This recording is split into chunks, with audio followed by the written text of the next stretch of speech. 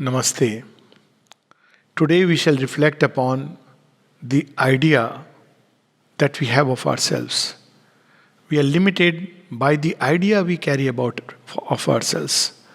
For example, if we have the idea that we are just this finite little lump of clay, then we are this lump of clay, this matter, which is prone to all the various things that we can imagine, to all the forces of nature.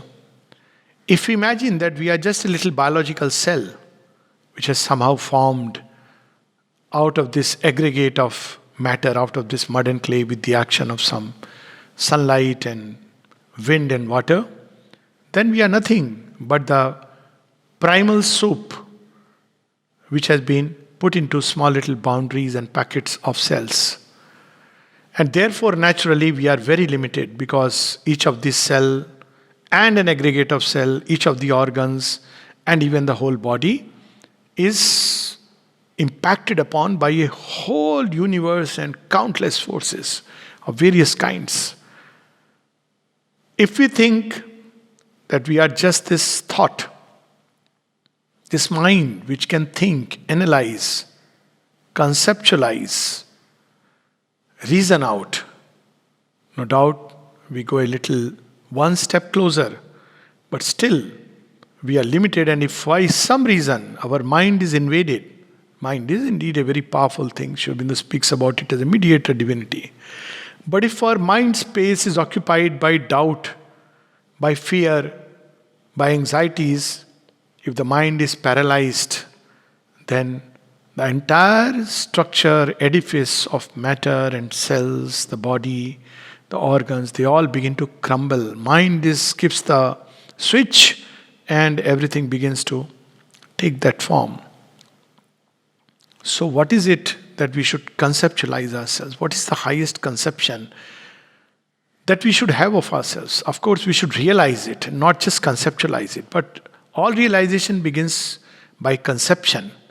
And the greatest conception that has been given to man, whether in the west or east, only thing is that in the Western context, the mysticism has been replaced by religion and therefore it is forgotten. The big problem of this kind of religion is that there is an unbridgeable gulf between man and God. So man, he is a sinner, he is a limited entity, he is a limited being. And the only way he can be redeemed is after death by some great God out there, if he accepts to be under his fold. And to be under his fold means to accept a certain belief system. It means to follow certain outer practices. And then after his death, nothing much he can do while he's in his lifetime, but after his death, he may be raised either to heaven or he may be sent to eternal damnation and hell.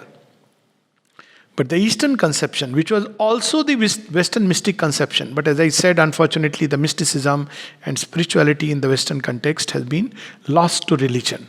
Whereas in the Indian context, it has been alive because of a lineage of masters.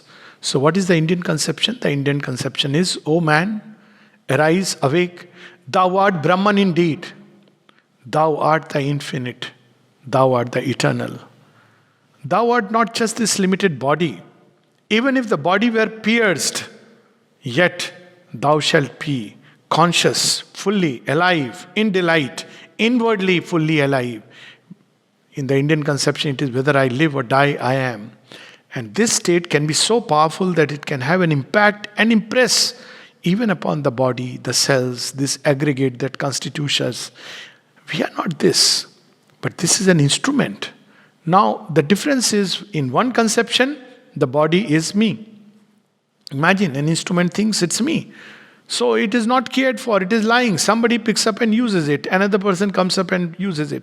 So we are identified with the instrument and therefore all kinds of forces use us. Today the force of desire, tomorrow the force of anger, third day the force of joy, fourth day the force of grief, fifth day maybe something known as the divine, something which is higher and beautiful. Fifth day it is the subconscious which uses it. So we are like an idle instrument which anybody can use.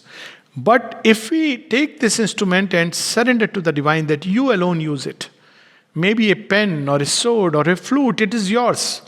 Or maybe just a piece of paper. You use it, Lord.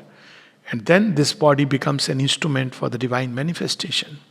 So it is not just that I am Brahman within, but this body, this mind, this life, this heart is to be a faithful servitor of the divine.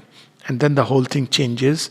The tables are turned, and we are no more a helpless being, creature, defending oneself by the strength or weakness of our own egoistic tendencies, surviving or dying depending upon what is the sum total of our constitution, but someone who goes safely through life because we are surrounded by the divine presence, because we have surrendered this instrument in the hands of the divine. This is what we have to remember. This is what we have to live. So this is a point of transition. At any point, transition can be made. Those who are already living this way must know that if our life, our destiny, our instrumentality has been surrendered to the divine, then it is the divine lookout. Finished. Period. We don't need to worry about it.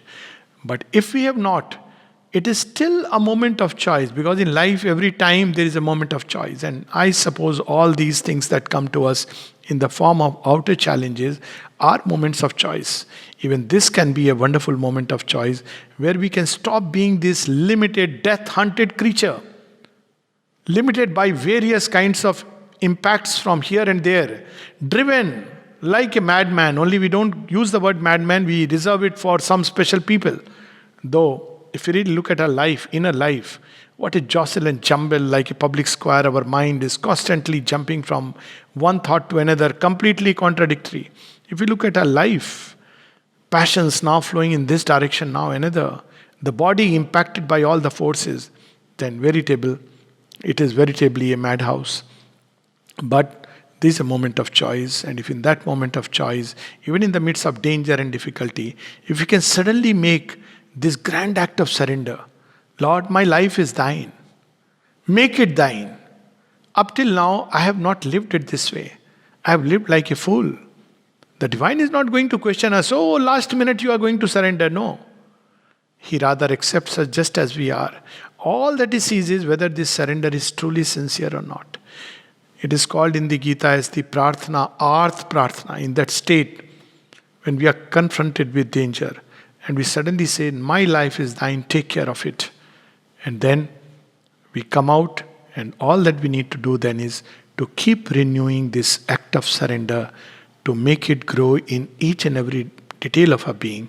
And then we can walk through life without the least fear, as Sri Aurobindo puts it, to walk through life armored against all fear, peril, and disaster. Only two things are needed.